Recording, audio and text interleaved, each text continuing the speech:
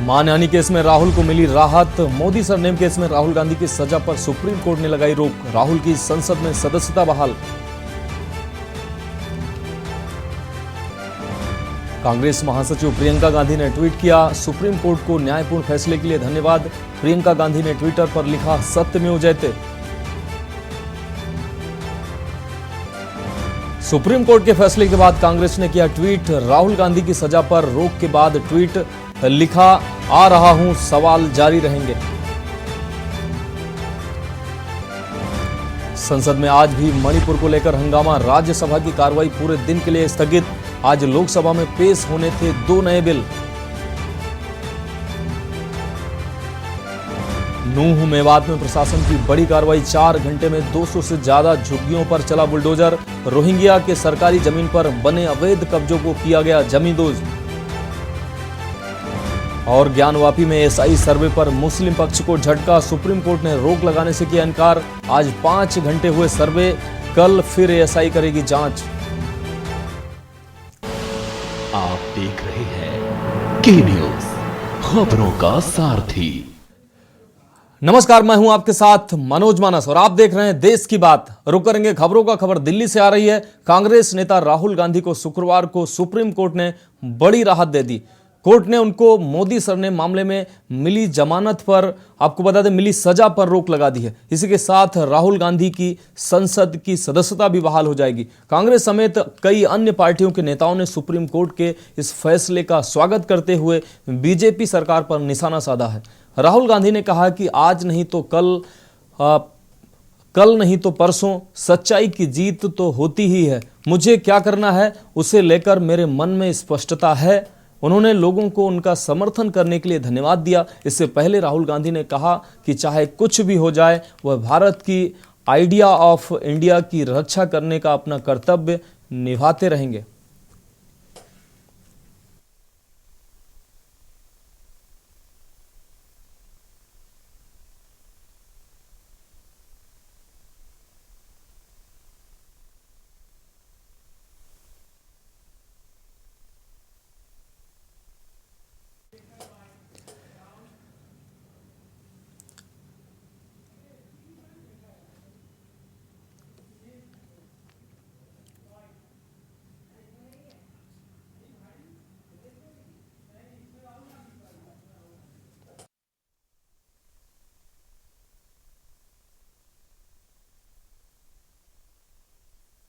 आज नहीं तो कल, कल नहीं तो परसों सच्चाई की जीत होती है। मगर जो भी हो, मेरा रास्ता तो क्लियर है। मुझे क्या करना है, मेरा क्या काम है, उसके बारे में मेरे दिमाग में बिल्कुल क्लैरिटी है। जिन लोगों ने हमारी मदद की और जनता ने जो प्यार और सपोर्ट दिया, उसके लिए मैं बहुत बहुत धन्यवाद करता हूँ। Thank you. अब बढ़ेंगे अगली खबर की ओर। सुप्रीम कोर्ट ने राहुल गांधी को मोदी सरनेम केस में बड़ी राहत दी है। कोर्ट ने कहा कि जब तक राहुल गांधी की याचिका पर सुनवाई पूरी नहीं हो जाती, तब तक दोष सिद्धि पर रोक जारी रहेगी। सुप्रीम कोर्ट ने राहुल गांधी को अधिकतम सजा सुनाए जाने पर भी सवाल उठाए हैं। फैसले के बाद पूर्णेश मोदी से मीडिया ने बातचीत की। इस दौरान उन्होंने कहा कि हम कोर्ट के फैसले का सम्मान करते हैं और आगे सेशंस कोर्ट में जो भी प्रक्रिया चलेगी, वहां इस मामले की कानूनी जंग मोदी समाज मिलकर लड़ेगा। सुप्रीम कोर्ट ने दोष सिद्धि पर रोक लगाने के फैसले के बाद पूर्णेश मोदी से मीडिया ने बातचीत की और कहा, राहुल गांधी ने मोदी नामधारी, मोदी सरनेमधारी, मोदी समाज, मोदी कास्ट, इन सभी का अपमान किया था। उनके इस कृत्य को लेकर याचिका दाखिल की गई थी।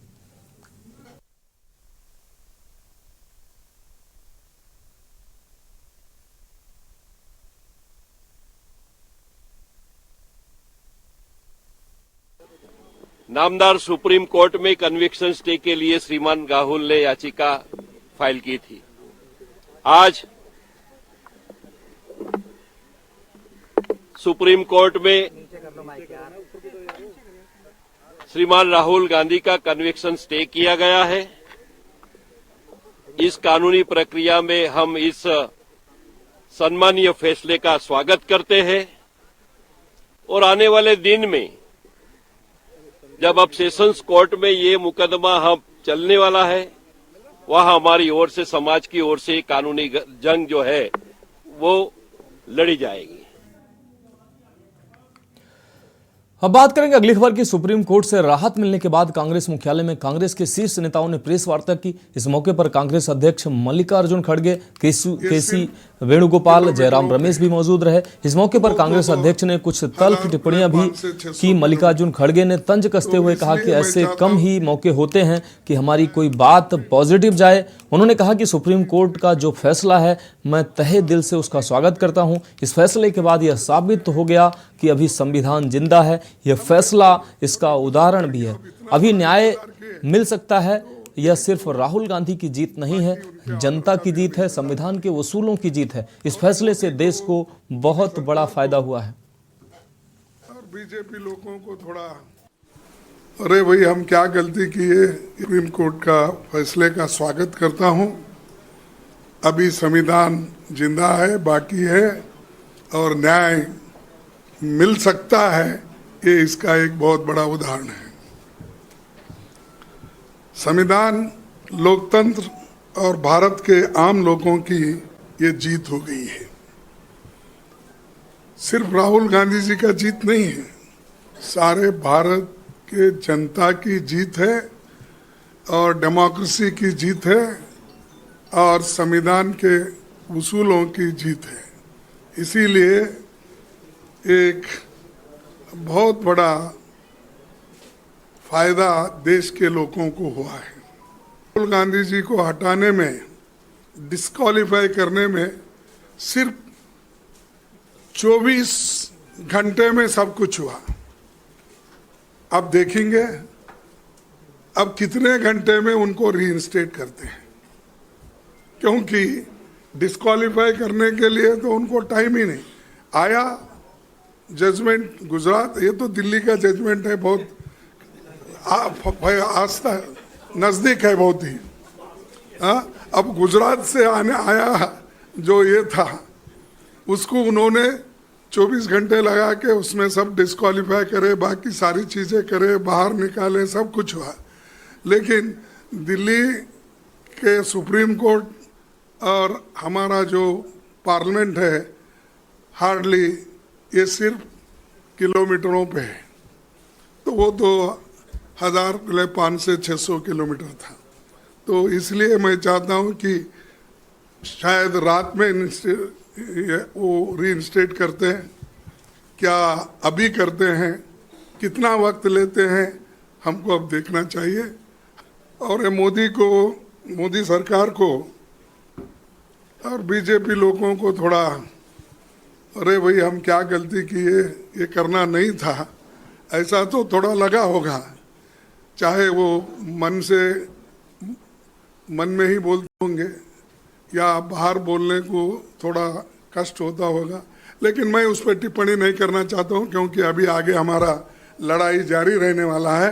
तो इसलिए मैं इतना ही कहूँगा कि ये लोगों की जीत है, वोटरों की जीत है और वायनाड के नागरिकों की और वोटर की ये जीत है। वहाँ के लोग भी बड़े खुश हैं और वायनाड के लोग जीत से अब सब जगह ये अपनी जीत बना रहे हैं। अगली खबर दिल्ली से। सुप्रीम कोर्ट की तरफ से मोदी सरनेम मानहानि मामले में कांग्रेस नेता राहुल गांधी की सजा पर रोक लगाने पर कार्यकर्ताओं के साथ कांग्रेसी नेताओं ने भी खुशी का माहौल है। सुप्रीम कोर्ट द्वारा मोदी सरनेम मानहानि मामले में कांग्रेस नेता राहुल गांधी की सजा पर रोक लगाने के बाद कांग्रेसियों में कांग्रेस नेताओं और कार्यकर्ताओं ने जश्न मनाया।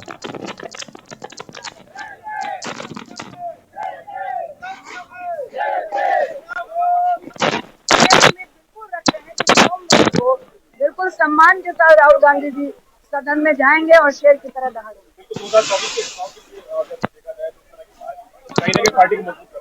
देखिए, पार्टी हमारी इंडिया हमेशा से मजबूत रहा है।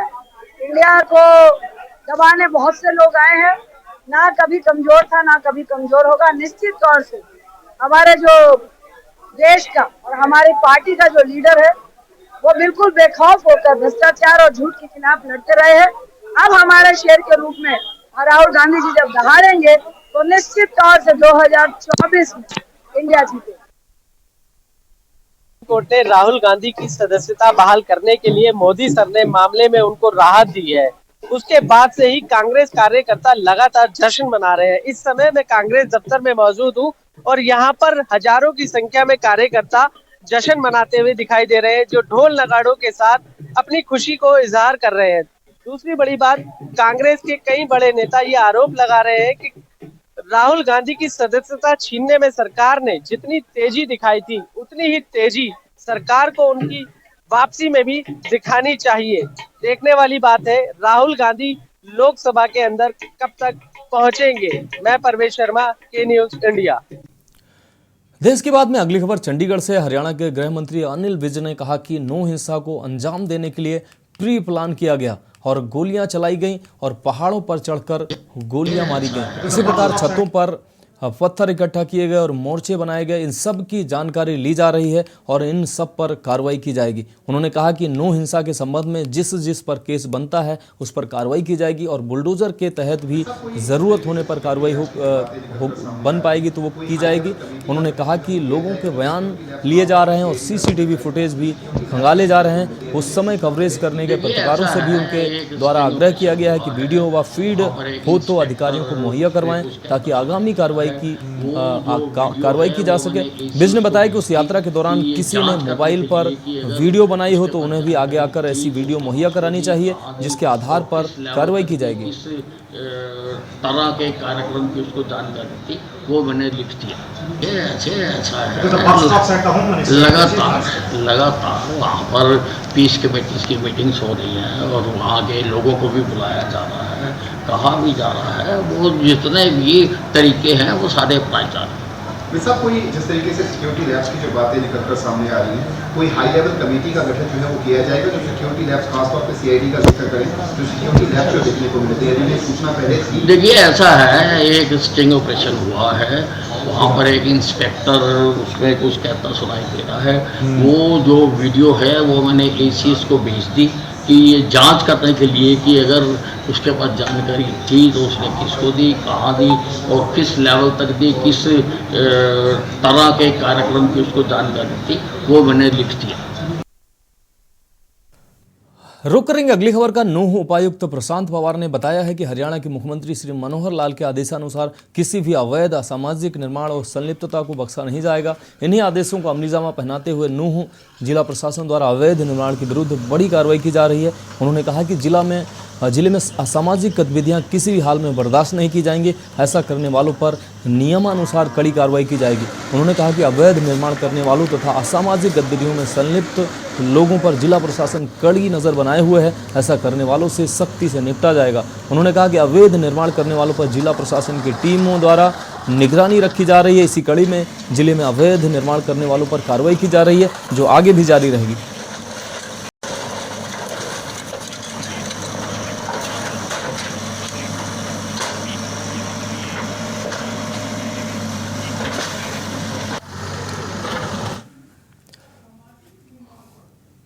अगली खबर नूंह से है। नूंह में हुई हिंसा के बाद फरीदाबाद, पलवल, गुरुग्राम और रेवाड़ी में भी हिंसा देखने को मिली। कई जगह तोड़फोड़ जैसी घटनाएं सामने आई, जिसके बाद से पुलिस प्रशासन पूरे अलर्ट मोड पर है। कानून व्यवस्था कायम रखने व लोगों में भय का माहौल ना बने, इसको लेकर जिला पुलिस प्रशासन की तरफ से फ्लैग मार्च निकाला गया। फ्लैग मार्च राव अभय सिंह चौक से लेकर शहर के मुख्य चौराहों से होते हुए धारूहेड़ा चुंगी चौक पर समाप्त हुआ। फ्लैग मार्च में डीएसपी ने थाना प्रभारियों के साथ मोर्चा संभाला।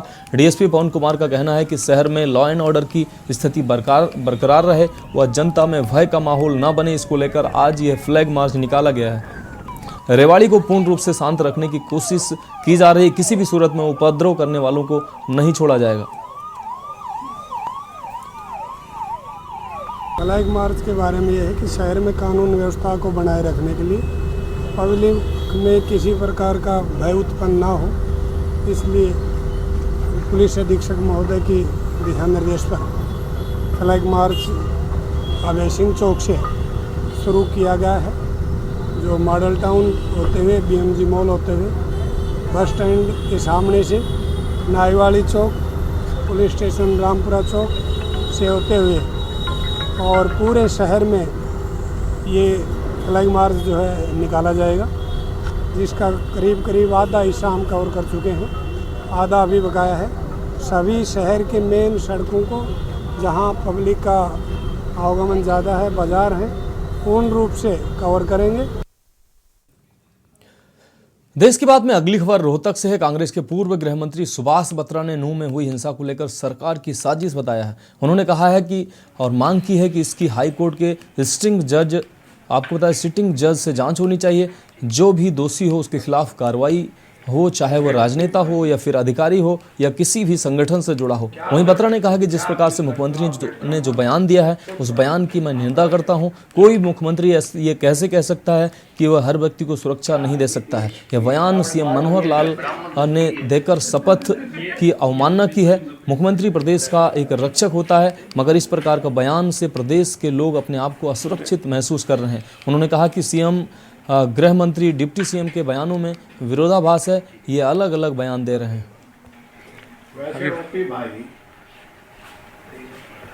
क्या फील करते हो आप? ये इसमें सबसे पहले तो मैं प्रदेश के लोगों को, खास तौर पे नूंह और मेवात इलाके के लोगों को जो डायरेक्टली इससे जो 7 तो ऑफिशियल फिगर है और काफ़ी लोग आज भी हॉस्पिटल में दाखिल हैं, तो मैं ये अपील भी करता हूँ सबसे पहले कि शांति बनाए रखें, सद्भावना का माहौल होना चाहिए और धर्म के नाम के ऊपर आपस में इस किस्म का उत्पाद नहीं होना चाहिए।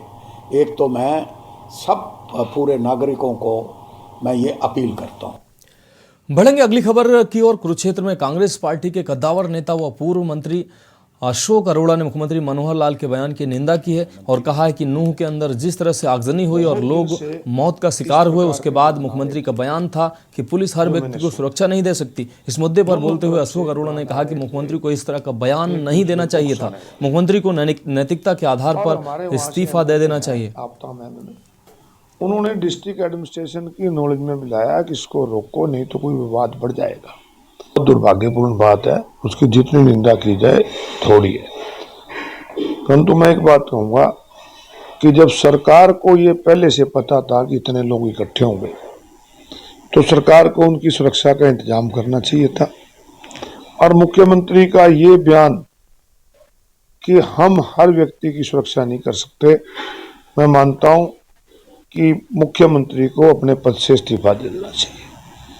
किसी की भी सबसे पहली जो मांग होती है या सरकार की जो सबसे पहली जिम्मेवारी होती है लोगों की जान माल की रक्षा करना, और सरकार स्वयं करे कि हम रक्षा नहीं कर सकते, तो प्रदेश सरकार को तुरंत बर्खास्त कर देना चाहिए। अब बात करेंगे अगली खबर की। आम आदमी पार्टी के हरियाणा के अध्यक्ष व राज्यसभा के सांसद सुशील गुप्ता ने आम आदमी पार्टी के कार्यालय में गुरुग्राम में प्रेस वार्ता का आयोजन किया। इस दौरान उन्होंने प्रदेश में हुई नूंह हिंसा को लेकर खट्टर सरकार को घेरा है। उन्होंने कहा कि प्रदेश बेहद गंभीर स्थिति से गुजर रहा है। हरियाणा में कभी भी सांप्रदायिक सौहार्द का वातावरण नहीं बिगड़ा है, लेकिन जिस तरह की घटना नूंह और कई जिलों में हुई, उससे ये लगता है कि कहीं ये कोई राजनीतिक साजिश तो नहीं। सीएम खट्टर ने कहा कि सीएम पद की शपथ ली थी तो उन्होंने हरियाणा के लोगों की सुरक्षा सुनिश्चित करने का वादा किया था, लेकिन आज संविधान के शपथ लेने वाले सीएम खट्टर कहते हैं कि वो हर नागरिक की सुरक्षा नहीं कर सकते। सीएम खट्टर का ये बयान उनके पद की प्रतिष्ठा के खिलाफ है और बहुत ही गैर जिम्मेदाराना है। प्रधानमंत्री जी सदन में आने के लिए तैयार नहीं है, तो यहाँ के सांसद गुड़गांव के एक गुट विशेष का नाम ले रहे हैं। उस गुट विशेष को हरियाणा के गृह मंत्री बिना जांच किए क्लीन चिट दे रहे हैं। अनिल विज साहब कह रहे निजामी तो हो ही नहीं सकता। पुलिस कह रही है तफ्तीश चल रही है, और उस गुट विशेष के लिए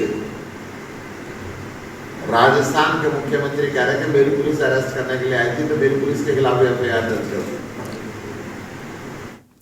देश की बात में अगली खबर हरियाणा के सिरसा से है। मोदी सरनेम केस के मामले में सुप्रीम कोर्ट ने राहुल गांधी को बड़ी राहत दी है। सुप्रीम कोर्ट ने इस मामले में फैसला सुनाते हुए राहुल गांधी की सजा पर रोक लगाई है। इस राहत को सिरसा की जिला कांग्रेस कमेटी ने जश्न के रूप में मनाया है। काफी संख्या में आज कांग्रेस नेता व कांग्रेस कार्यकर्ता कांग्रेस भवन में एकत्रित हुए और ढोल नगाड़ों की थाप पर नाचते हुए मिठाई बांटकर एक दूसरे का मुंह मीठा करवाया।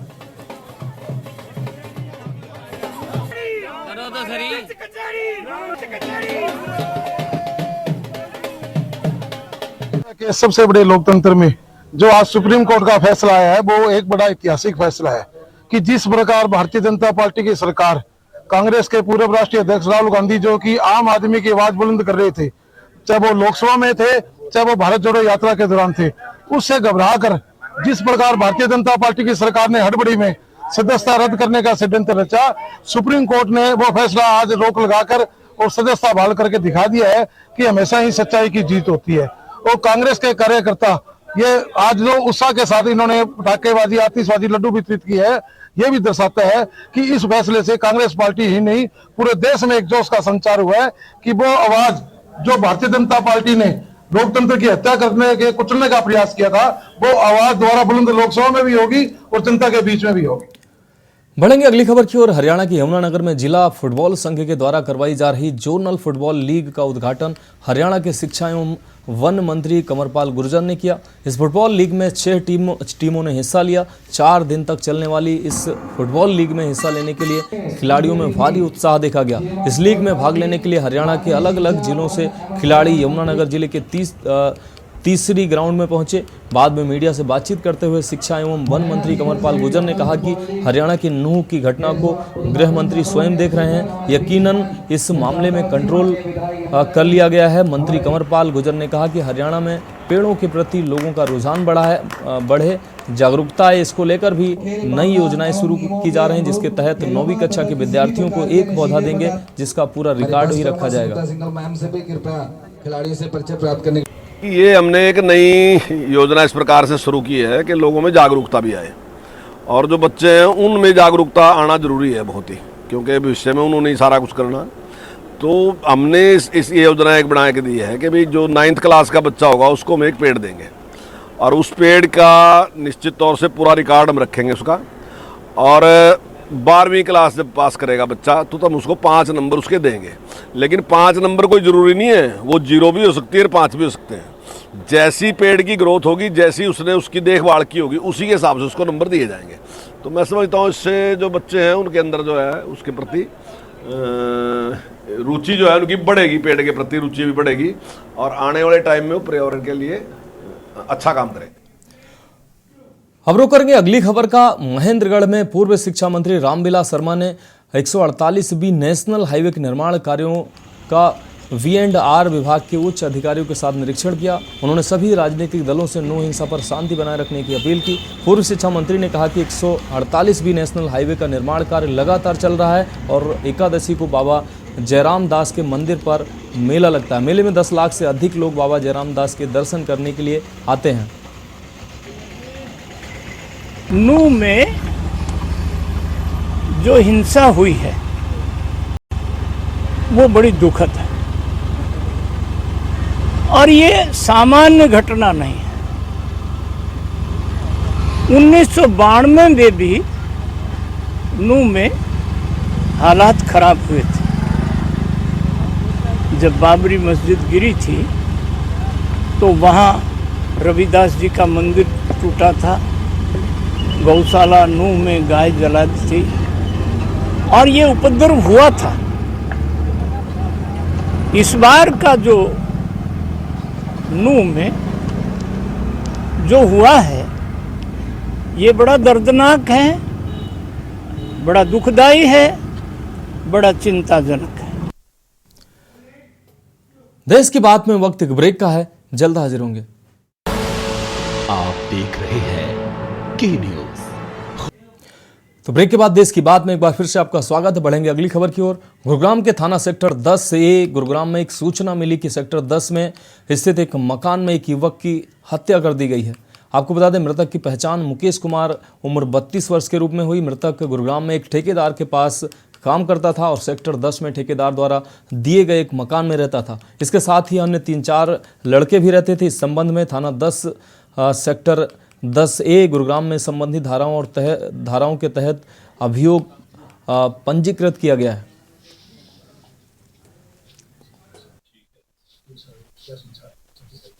पुलिस स्टेशन सेक्टर 10 की एक वारदात थी जिसमें घटनाक्रम हुआ था।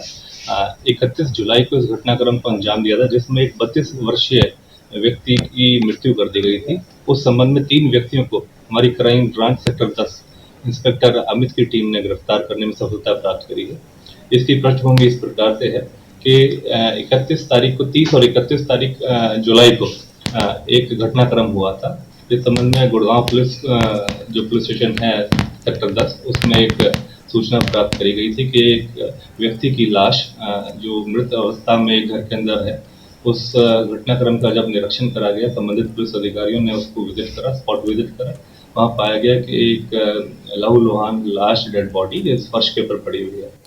अब बात करेंगे अगली खबर की। कुरुक्षेत्र के LNJP हॉस्पिटल कुरुक्षेत्र से चोरी के आधार पर लोगों ने एक व्यक्ति को पकड़ा है जिसके पास से कई आधार कार्ड की फोटोकॉपी बरामद हुई है। वहीं मौके पर लोगों ने डायल 112 की टीम को बुलाया है। पुलिस ने व्यक्तियों को अपने कब्जे में ले लिया है। वहीं लोगों ने बताया कि यह व्यक्ति पिछले कई दिनों से यहां का चक्कर काट रहा है और पहले भी कई बार चोरी के वारदातों को अंजाम दे चुका है। आज भी एक महिला का फ़ोन चोरी हुआ है। जिस महिला का फ़ोन चोरी हुआ है उसके पास में यही व्यक्ति खड़ा था, जिसके बाद महिला ने पुलिस को मौके पर बुलाया और उस व्यक्ति को पुलिस के हवाले कर दिया। वहीं जब उस व्यक्ति की तलाशी ली गई तो उसके कब्जे से कई आधार कार्ड की फ़ोटो काफ़ी बरामद हुई। पुलिस ने पूछताछ की, व्यक्ति कोई भी संतोषजनक जवाब नहीं दे पाया। पुलिस ने व्यक्ति को अपने कब्जे में ले लिया। ये किसी से नौकरी लगवाने के पैसे ले रखे थे इसने। 2 लेडीज थी, मैं ब्लड डोनेट करने आया था तब देखा था मैंने। अच्छे खासी पिटाई हुई थी इसकी। तो क्या ये किस ये पैसे थे? वो क्या नौकरी लगवाने के थे? पेंशन लगवाने का, किसी को स्वीपर वगैरह लगवाना चाह रहा था ये, उसके पैसे लिए हुए थे। कहाँ पर लगवाना चाह रहा था? पता नहीं, ये तो मुझे ध्यान नहीं है। पता नहीं यूनिवर्सिटी की बात हुई थी या हॉस्पिटल। हम 316-17 वार्ड से हैं, ये इसी बिल्डिंग से दूसरी में से। इसमें हमारा परसों फ़ोन चोरी हो गया है, कीपैड। अगर ढूंढने पे नहीं मिला, पेशेंट अपना इलाज कराने के लिए जा रहा था, पीछे फ़ोन पड़ा था, अपना उठा के ले गए। सर इन्होंने यहाँ हॉस्पिटल में, सिविल हॉस्पिटल में मेरा फ़ोन चोरी हुआ है और मिर्जापुर का वो आदमी था, मेरे को उसका नाम नहीं पता है, उसने चोरी किया है। बस मेरे मामा ने देखा है, वो चोरी करके फ़ोन कईयों की चोरी कर चुका है और कईयों बोल रहा मैं किसी की पेंसिल बनवा दूंगा, सरकारी नौकरी लगवा दूंगा। ऐसे ही लोगों को धोखाधड़ी लेके पैसे लेता जा रहा है वो। सर क्या कहना चाहेंगे जी? आपने 112 पे इवेंट प्राप्त हुआ था कि LNJP हॉस्पिटल में मोबाइल चोरी कर लिया है किसी मरीज का, और यहाँ आने के बाद मेरा लगा है कि इसके पास काफी फर्जी डॉक्यूमेंट ले जाइए और काफी लोग पकड़े हो रहे थे। हमने लोकल पुलिस से, यूनिवर्सिटी थाने से आईओ बुला लिया है और आईओ के हवाले कर देंगे। जो भी तफ्तीश में मैटर होगा वो आपको जानकारी देती।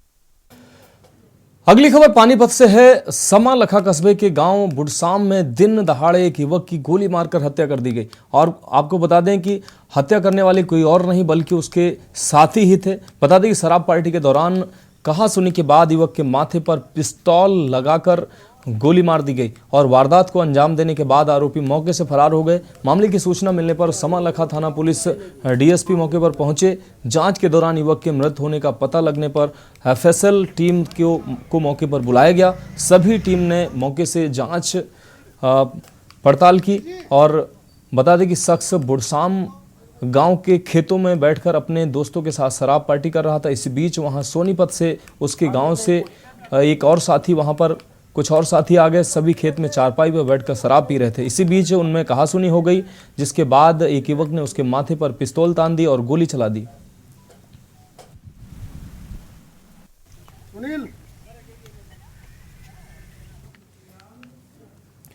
अगली खबर हरियाणा के पंचकुला से है। कालका पिंजौर में डेंगू की दस्तक से फिर लोगों में दहशत है। कालका के 35 वर्षीय एक व्यक्ति में डेंगू की पुष्टि हुई है। डॉक्टर मुक्ता कुमार द्वारा जानकारी दी गई कि कुछ समय पहले ही यह व्यक्ति जांच के लिए अस्पताल आया था, जहां पर उसकी जांच की गई तो पता चला कि उससे डेंगू हो गया है, जिसके बाद उसका इलाज किया गया और अभी फिलहाल वह ठीक है और उसे फिलहाल आइसोलेट होने की सलाह दी गई। इसके साथ ही डॉक्टर मुक्ता कुमार ने बताया कि कालका में डोर टू डोर सर्वे काफ़ी समय से चल रहे हैं और कई जगहों पर डेंगू का लार्वा मिला है, जिसके बाद फॉगिंग भी की जा रही है और साथ ही साथ लोगों को सावधान रहने की भी सलाह दी जा रही है। और तभी हमने लार्वा भी डिटेक्ट करके रिपोर्ट किया। कालका में लार्वा तो हमें काफ़ी टाइम से। अब रुख अगली खबर का। जिला गुरदासपुर के भारतीय किसान यूनियन के कार्यकर्ताओं ने गांव वडाला ग्रंथियों में एक विशेष बैठक की, जिसमें गुरदासपुर जिले के ब्लॉक के विभिन्न किसान नेताओं ने भाग लिया। उन्होंने किसानों और मजदूरों के घरों और खेतों की बर्बादी देखी, गांवों और प्रभावित किसानों और मजदूरों को जल्द से जल्द मुआवजा देने की घोषणा की है और उन्होंने कहा कि पंजाब सरकार किसानों के हक का 10वां हिस्सा मजदूरों को देने की बात कर रही है, जो किया गया है वह ठीक नहीं है, लेकिन होना यह चाहिए था। जिसका भी नुकसान हुआ है, चाहे वह किसान हो या मजदूर हो, उसे मुआवजा मिलना चाहिए। मैं रंजोत सिंह रंधावा, ब्लाक प्रधान भारतीय किसान यूनियन कादियां ਤੋਂ ਭਾਜੀ ਇਹ ਦੋ ਤਿੰਨ ਮੁੱਦੇ ਆ। ਇੱਕ ਤੇ ਸਾਡੀ ਸੜਕ ਜਿਹੜੀ ਬਟਾਲਾ ਕਾਦੀਆਂ ਰੋਡ ਚੌੜੀ ਹੋ ਰਹੀ ਆ। ਅਸੀਂ ਬੜੀ ਵਾਰੀ ਕਿਹਾ ਵਾ ਕਿ ਇਹਦੇ ਲਾਗੋਂ ਜਿਹੜੇ ਬੂਟੇ ਆ 3 ਤੋਂ 4 ਫੁੱਟ ਜਿੰਨੀ ਤੁਸੀਂ ਚੌੜੀ ਕਰਨਾ ਤਾਂ 4 ਫੁੱਟ ਹੋਰ ਹਟਵੇਂ ਜਿਹੜੇ ਵੱਡੇ ਜਾਣ, ਤਾਂ ਕਿ ਜਿਹੜਾ ਇੱਕ ਹਾਦਸਿਆਂ ਦਾ ਕਾਰਨ ਨਾ ਬਣੇ। ਇਹ ਇੱਕ ਬਹੁਤ ਵੱਡੇ ਹਾਦਸੇ ਦਾ ਕਾਰਨ ਨੂੰ ਜਨਮ ਦੇ ਰਹੀ ਹੈ ਜਿਹੜੀ ਸੜਕ ਚੌੜੀ ਕਰ ਰਹੇ ਆ। ਜਿਹੜਾ ਬਿਲਕੁਲ ਬੂਟਾ ਕੰਢੇ ਦੇ ਉੱਤੇ ਰਹਿ ਜਾਣਾ ਵਾ 2-4 ਇੰਚ 5 ਇੰਚ। ਮੈਲ ਸਿੰਘ ਸ਼ੇਰਪੁਰ ਇਸ ਵਾਸਤੇ ਮੀਟਿੰਗ ਕੀਤੀ ਆ ਕਿ ਜਿਹੜਾ ਅਸਾਂ ਖਰਾਬਾ ਦੇਣਾ ਉਹਦੇ ਵਿੱਚੋਂ 10ਵਾਂ ਹਿੱਸਾ, ਜਿੱਦਾਂ ਅੱਗੇ ਕਿ ਸਾਡੇ ਪ੍ਰਧਾਨ ਜੀ ਬੋਲਦੇ ਆ ਵੀ ਅਸੀਂ 10ਵਾਂ ਹਿੱਸਾ ਦੇਣਾ ਵਾ ਮਜ਼ਦੂਰ ਨੂੰ। ਸਾਨੂੰ ਕੋਈ ਇਤਰਾਜ਼ ਨਹੀਂ ਦੇਣ, ਪਰ ਸਾਡੇ ਵਿੱਚ ਇਹਨਾਂ ਨੂੰ ਨਾ ਘਸੋਰਨ। ਜੇ ਝੋਨਾ ਪਹਿਲਾਂ ਲੱਗਾ ਹੈ ਤੇ ਨਾ ਆਪਣੇ ਪੈਸੇ ਲੈ ਲਏ ਆ। अब बात अगली खबर की। मोगा पहुंचे बिजली मंत्री हरभजन सिंह ईटीओ को जब आउटसोर्स के कर्मचारियों को मिलने नहीं दिया गया और कई कर्मचारियों को पुलिस ने कुछ देर के लिए थाने में बंद भी रखा और मंत्री हरभजन सिंह ईटीओ मोगा से चले गए, तो उसके बाद कर्मचारियों को छोड़ दिया गया। वहीं कर्मचारियों ने रोष प्रकट कर उनका पुतला फूंककर प्रदर्शन किया। कर्मचारियों का कहना है कि मंत्री जी से कई बार मीटिंग करने की बात की गई, लेकिन मंत्री जी उनसे नहीं मिले। हम 10 साल से काम कर रहे हैं, सरकार हमको पक्का नहीं कर रही है।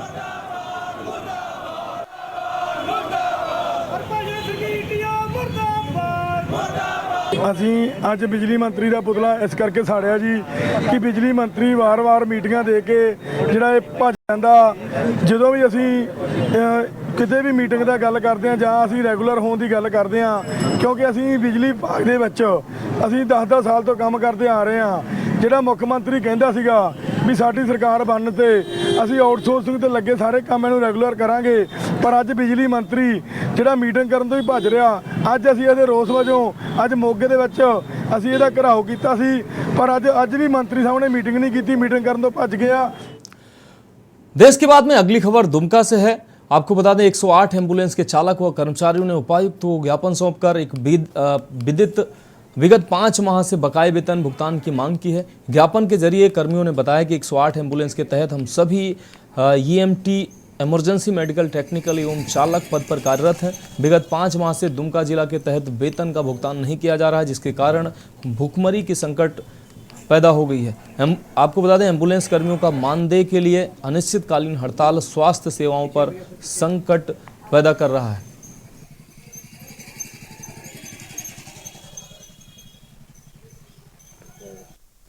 5 महीना मतलब होने लगा सर, हम लोग का अभी तक वेतन नहीं आया है सर, और हम लोग का काफ़ी दिक्कत होती है सर। सैलरी भी कम है और हम लोग का खाना पीना भी है, दुकान वाला भी राशन भी नहीं देता, बोलता बहुत दिन से तुम लोग का ये पैसा बाकी है, कैसे देंगे तुम लोग को। तो हम लोग सर उसी के लिए हम लोग आवाज़ उठाए हैं सर से, उपायुक्त महोदय से, कि हम लोग को जल्द से जल्द इसमें कार्रवाई की जाए और हम लोग का सर वेतन दिया जाए सर। अब बात अगली खबर की। दुमका जरमुंडी थाना क्षेत्र के धोबे नदी से एक अज्ञात का शव बरामद हुआ है। बताते चले कि नदी पर पुल का निर्माण कार्य चल रहा है। सूत्रों से मिली जानकारी के अनुसार रोज की तरह आज भी ग्रामीण निर्माणाधीन पुल के समीप शौच के लिए गए हुए थे। इसी दौरान ग्रामीणों ने नदी में शव को देखा, जिसकी जानकारी जरमुंडी थाना को दी गई। सूचना पाते ही जरमुंडी थाना के पुलिस अपर निरीक्षक दल बल के साथ पहुंचे और शव को नदी से बाहर निकाला। समाचार लिखे जाने तक शव की पहचान नहीं हो पाई थी। प्रत्यक्षदर्शियों के अनुसार शव के गले में फंदे के निशान देखे गए हैं। यहाँ तो वहाँ लिखना पड़ेगा ना सर, तो आदमी कैसे जाएगा सर। अब रुक करेंगे अगली खबर का। भीलवाड़ा जिले के शाहपुरा पंचायत समिति क्षेत्र के गिरड़िया पंचायत में स्थित नरसिंहपुरा गांव में गुरुवार को एक दिल दहला देने वाला मामला सामने आया, जिसमें दरिंदों ने नाबालिग मासूम के साथ दुष्कर्म कर उसको कोयले की भट्ठी में जला दिया। वहीं बड़ी बात तो यह है कि पूरे घटनाक्रम को अंजाम देने के बाद अपराधियों ने ग्रामीणों व परिजनों के साथ ही नाबालिग मासूम को ढूंढने का बहाना भी किया। पुलिस के मौके पर पहुंचने से पूर्व ही ग्रामीणों ने शंका के आधार पर ढूंढने का बहाना कर रहे 2 युवकों को धर दबोचा। मौके पर ही धुनाई शुरू कर दी तो युवकों ने मासूम के साथ रेप कर भट्टी में जला देने की बात को उगल दिया। हालांकि पुलिस ने पूरे मामले का खुलासा अभी तक नहीं किया है। का जघन्य अपराध हुआ है। भीलवाड़ा जिले का न केवल गुर्जर समाज बल्कि 36 कौम का समग्र समाज यहाँ पर गुस्से पर है। घटनास्थल पर मैं मौजूद हूँ, मेरे साथ में पूर्व मंत्री कौलाल जी मौजूद हैं। हमने यहाँ पर जिला कलेक्टर से बात करी, एसपी से बात करी, एसपी मौके पर आ गए और कलेक्टर यहाँ पर पहुँचने वाले हैं। आईजी को मैंने फ़ोन कर दिया। यहाँ पर हम सब लोग इस बात के लिए बैठे हुए हैं। 3 लोग पुलिस ने रात को राउंड अप किए हैं। एसपी यहाँ पे खुद थाने के अंदर पूछताछ करने भेजा हम लोगों ने। आज जो स्थिति है उससे हम ये मांग करते हैं कि ज़्यादा से ज़्यादा सरकार इसको मुआवजा दे। मैं खुद सरकार के प्रतिनिधि के रूप में यहाँ पर मौजूद हूँ। मैं खुद मांग करूंगा सरकार से कि इसको मुआवजा दिलाया जाए और हम लोगों की एक ही मांग है कि हत्यारों को फांसी की सजा दी जाए।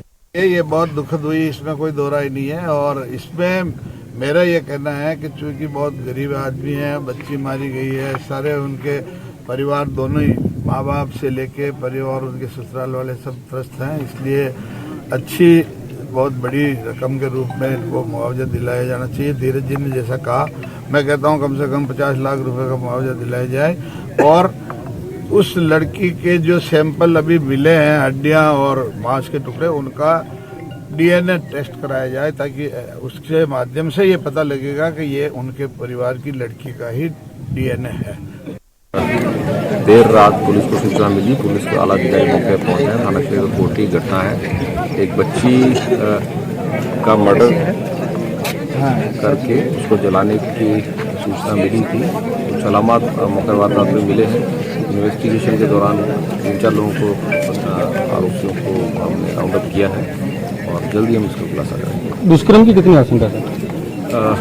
दुष्कर्म की आशंका को मना नहीं किया जा सकता, लेकिन सारे पहलुओं पर हम जाँच कर रहे हैं और एक बार कड़ाई से पूछताछ करके शाम तक कितने आरोपी लगभग अभी डिटेन किए हैं? 4 लोगों का नाम आया था, 3 लोगों को हमने डिटेन कर लिया है। देश की बात में अगली खबर दुर्ग से है। मुख्यमंत्री भूपेश बघेल संभाग स्तरीय भेंट मुलाकात कार्यक्रम में शामिल होने भिलाई पहुंचे, जहां उन्होंने दुर्ग संभाग के 7 जिलों से आए 8000 युवाओं के साथ सीधा संवाद किया। यहां राजनांद गांव, कवर्धा, बालोद, बेमेतरा, खैरागढ़, मानपुर, मोहला, अंबागढ़, चौकी और दुर्ग जिले से आए कॉलेज के छात्रों की समस्याओं को सुना और उनके द्वारा किए गए प्रश्नों का जवाब भी दिया। इसके साथ ही विभिन्न व्यावसायिक परीक्षाओं की तैयारी कर रहे युवाओं, सरकारी नौकरी के लिए निजी एवं सरकारी संस्थाओं में ट्रेनिंग ले रहे युवाओं की समस्याओं को भी सुना। सीएम भूपेश बघेल ने भेंट मुलाकात कार्यक्रम के दौरान आनंदित करने वाले चिर परिचित अंदाज में युवा संवाद के माध्यम से की जा रही कई मांगों को जल्द से जल्द पूरा करने की बात कही।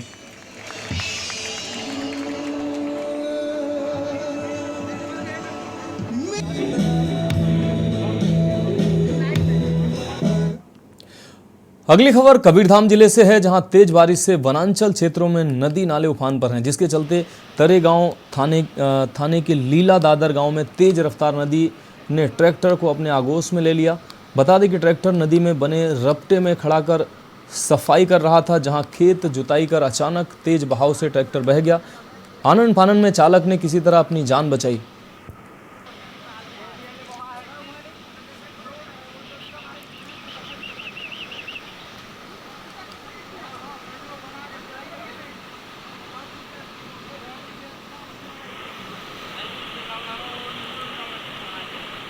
कल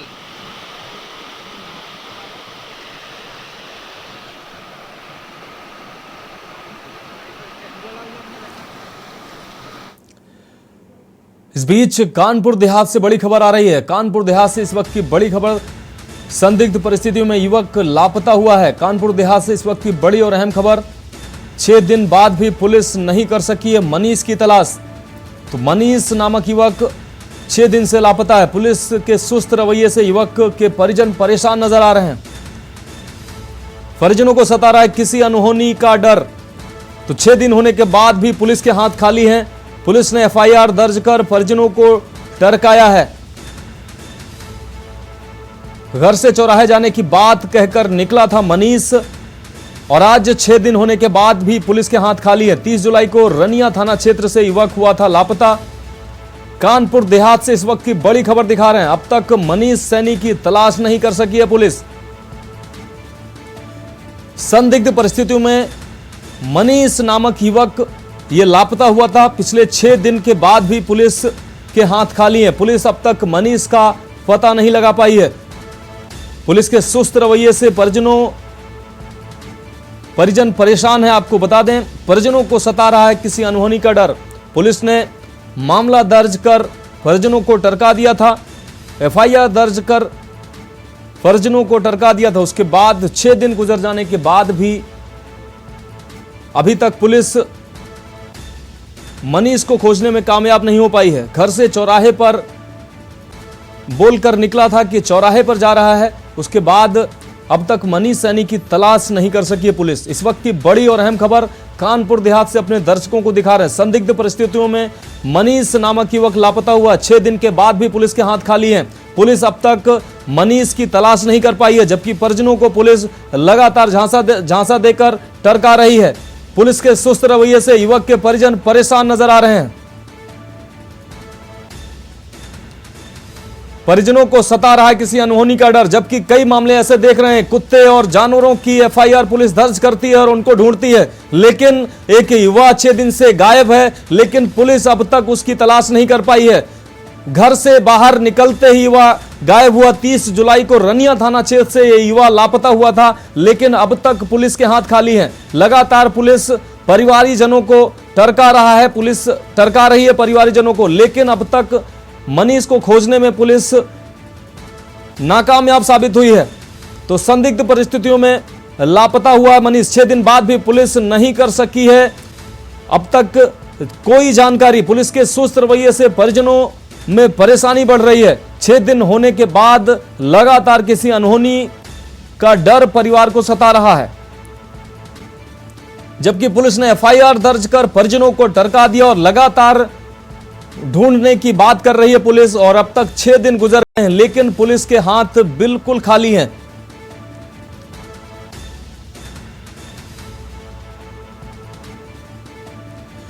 और लापता मनीष सैनी के चाचा महेंद्र सैनी हमारे साथ फोन लाइन पर इस समय जुड़ चुके हैं। महेंद्र जी, के न्यूज पर आपका स्वागत है। हम जानना चाहेंगे कि 6 दिन हो गए हैं मनीष को गायब हुए, किन परिस्थितियों में मनीष गायब हुआ और अब तक पुलिस क्या कह रही है? पुलिस अब तक खोज नहीं कर पाई है मनीष की। जी सर, मनीष की खोज के लिए हमने वो सीडीआर के लिए बोला है, तो सीडीआर में लोकेशन जो 2-3 नंबर निकले उनमें कोई बात नहीं हुई है। Hello sir. महेंद्र सैनी जी, ये जैसा कि बताया जा रहा है चौराहे पर बोल के ये निकला था, जिसके बाद लापता हुआ है। आप लोगों ने खोजने की कोशिश की, परिवारीजनों में, रिश्तेदारी में कहीं आपने खोजने की कोशिश की? पुलिस के पास कब आप गए? हमने पुलिस के पास दूसरे दिन गए हैं, यानी कि रात में ये 8 बजे 7 बजे निकला हुआ है यहाँ से। सबसे पहले यहीं देखते रहे आसपास में, फिर थाने में भी गए रात के। बोला सुबह आइए, आपकी सुबह लिखी जाएगी कंप्लेंट। देखो कहीं रिश्तेदारी में तो नहीं गया है, फोन भी नहीं ले गया है, कुछ भी नहीं ले गया है। महेंद्र सैनी जी, आप पुलिस के पास आप जाते हैं, पुलिस वाले क्या कहते हैं और पुलिस का रवैया इतना ढीला ढाला क्यों नजर आ रहा है? पुलिस वालों ने हमारे साथ में ये किया है, पुलिस वालों हमारे साथ में आज कैमरों वालों के पास भी गए थे। जो टोल प्लाजा में कैमरे लगे होते हैं ना, हाईवे में कैमरे लगे होते हैं, वहाँ भी गए हैं। वो कर रहे हैं, लेकिन उनसे कुछ समझ में नहीं आ रहा है। बोल रहे हैं ना लोकेशन है, क्या है, ना फोन है उसके पास, तो कैसे क्या। महेंद्र जी, उच्चाधिकारियों के पास आप मामले को ले गए, उच्चाधिकारियों के संज्ञान में ये मामला, आप किसी उच्चाधिकारी के पास गए हैं इस मामले को लेकर? अभी ये थाने तक है, कल सोच रहे हैं हम लोग एसपी साहब के यहाँ जाने के लिए। तो अभी तक थाने स्तर से आपकी किसी भी तरीके कोई मदद नहीं की गई है खोजने में मनीष को? जी बस इतना ही है कि अभी कोई लोकेशन नहीं मिली, कहीं कुछ पता नहीं चला, कहीं से तो आपके कहीं में फोन आए तो बताना।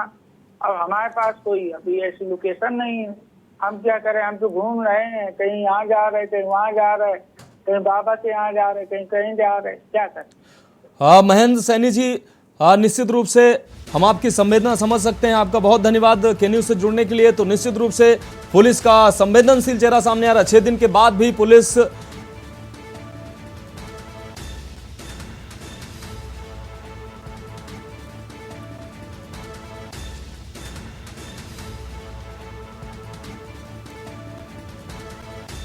पुलिस पर लगातार सवालिया निशान खड़े हो रहे हैं। पुलिस ने एफआईआर दर्ज कर परिजनों को टरका दिया।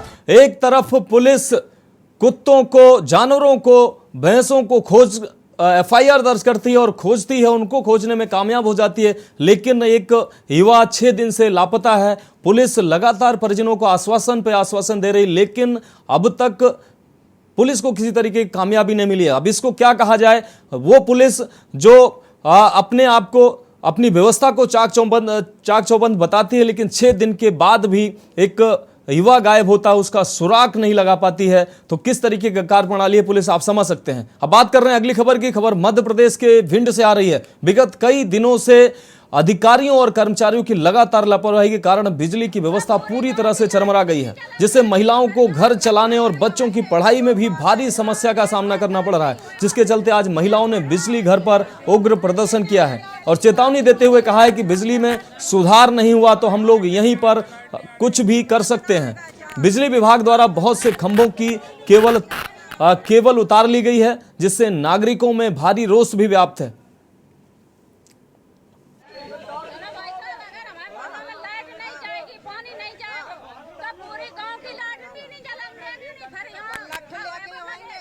भयंकर रूप से व्याप्त है। नगर में पानी की सप्लाई बंद है, समय पे बिजली नहीं मिल रही, लोग परेशान हैं। ऐसी गर्मी में बच्चे, महिलाएं पूरी तरह से परेशान हो रही हैं और बिजली विभाग अपनी मनमानी कर रहा है। बिजली विभाग ने अभी 2 खंभों के तार उतार लिए और 3 दिन से शिकायत की जा रही है, उसके बाद भी तार नहीं लगा रहे। आप इधर देखो पीछे कितनी महिलाएं और बच्चे परेशानी में बैठे हुए बिजली घर में। यहाँ कोई अधिकारी रहता नहीं है, जेई यहाँ रहते नहीं है। उनका जो सुनने में आया है कि वो सारे दिन दारू पीते हैं, इसलिए डी साहब के नाम से एक ज्ञापन दिया गया है। और अगर इस ज्ञापन पे कार्रवाई नहीं हुई, बिजली व्यवस्था नगर की नहीं सुधारी गई, तो आगे आने वाले दिनों में यहाँ पर हड़ताल की जाएगी और टेंट लगा के धरने पे लोग बैठेंगे।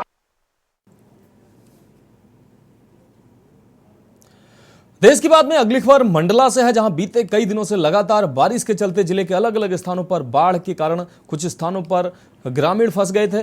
बता दें कि अंजनिया चौकी क्षेत्र के अंतर्गत मटियारी डैम से पानी छोड़ने के कारण ग्राम माधोपुर एवं मरार टोला में बाढ़ आने पर लोग फंस गए। जिला आपदा प्रबंधन कक्ष में सूचना प्राप्त होने पर एसडीआरएफ एवं होमगार्ड ने अपने बचाव दल के साथ माधोपुर व मरार टोला में पहुंचकर 11 लोगों का बचाव किया, उनका रेस्क्यू किया और सुरक्षित स्थानों तक उनको पहुंचाया।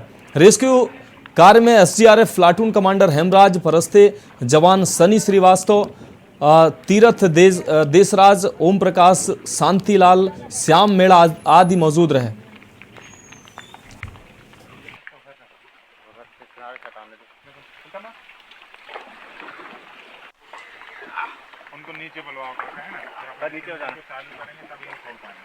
नीचे लो जगह।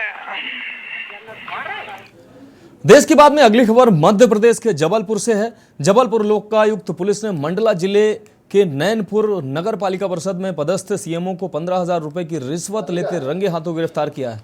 नगर पालिका सीएमओ हाईकोर्ट के किसी काम से जबलपुर आए और आवेदक को रिश्वत के लिए बुलाया। हाईकोर्ट के गेट नंबर 5 पर लोकायुक्त पुलिस ने सीएमओ को 15,000 की रिश्वत लेते गिरफ्तार किया है। सीएमओ मंडला ने बताया कि नैनपुर निवासी ठेकेदार राजेंद्र सिंह ठाकुर से अमानत राशि और रुके बिल को जारी करने के एवज में रिश्वत की मांग की गई थी। आरोपी सीएमओ से लोकायुक्त पुलिस सर्किट हाउस में पूछताछ के बाद अग्रिम कार्रवाई की जा रही है।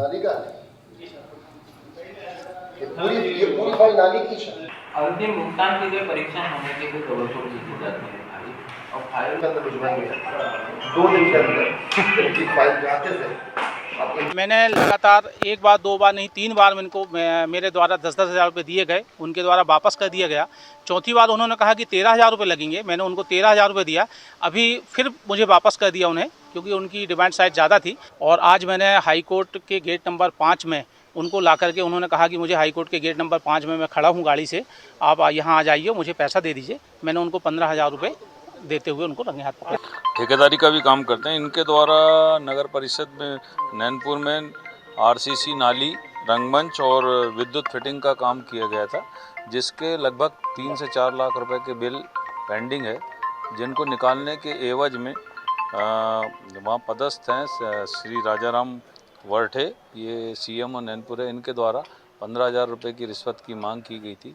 आज हमने इन्हें 15,000 रुपये रिश्वत के कब्जे, इनके कब्जे से 15,000 रुपये रिश्वत लेते हुए पकड़ा है। कार्रवाई जारी है। कहाँ से देश के बाद में बात करेंगे अगली खबर की। सिंगरौली जिले के मोरवा में मामूली विवाद में विधायक पुत्र विवेक वैश्य ने आदिवासी युवक को हाथ में गोली मार दी।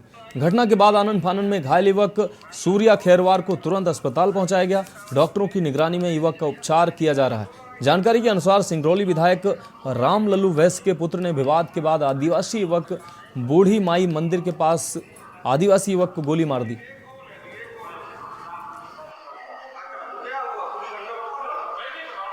मेरा साला है। आपके साले हैं? हाँ, बताइए क्या घटना, कैसे हुआ था? घटना गोली लगने के बाद हम लोग उनको तुरंत हॉस्पिटल ले गए, एनसीएल हॉस्पिटल में। वहाँ मलहम पट्टी करने के बाद वो लोग भेज दिए, बोले थाना रिपोर्ट कर लो, केस करो, इसके बाद ही आगे जो भी होगा आगे कार्रवाई वो लोग करेंगे, इसके बाद इलाज होगा। केस लिखाने के लिए हम लोग को 10 बज गया वहीं थाने में। 6 बजे से 10 बजे तक थाने में थे आप? पट्टी बधी रह गई और उसके बाद अभी लेके आए इस तरह इधर उधर। हाथ में बेनफ्लॉन लगा था ना, वो जो बोतल लगाते हैं वो लगा था क्या? हाँ, हाथ में है ना, लगा था ना, वो चीज़ें फोटो में दिखा था।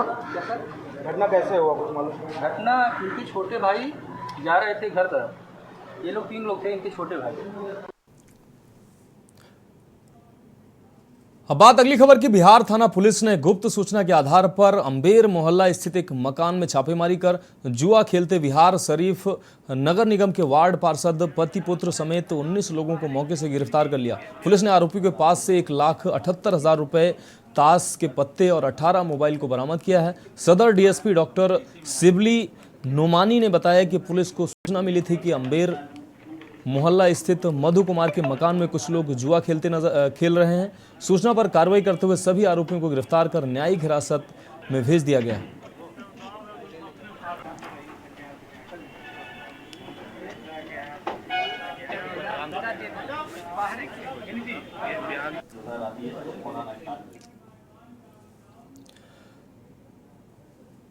तो देश की बात में आज मेरे साथ इतना ही। मुझे दीजिए इजाजत और आप देखते रहिए के न्यूज इंडिया।